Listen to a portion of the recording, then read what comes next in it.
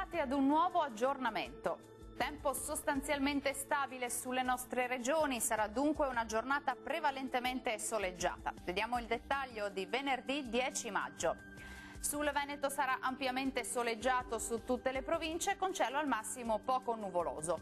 Non si esclude però qualche occasionale piovasco pomeridiano sui monti del Bellunese. Temperature minime tra 3 e 12 gradi, massime in aumento, oscillanti invece tra 17 e 22 gradi. Spostiamoci ora sul Friuli Venezia Giulia, dove il sole sarà protagonista della giornata di venerdì, con il cielo che si presenterà sereno o al massimo con presenza di poche nubi a carattere sparso.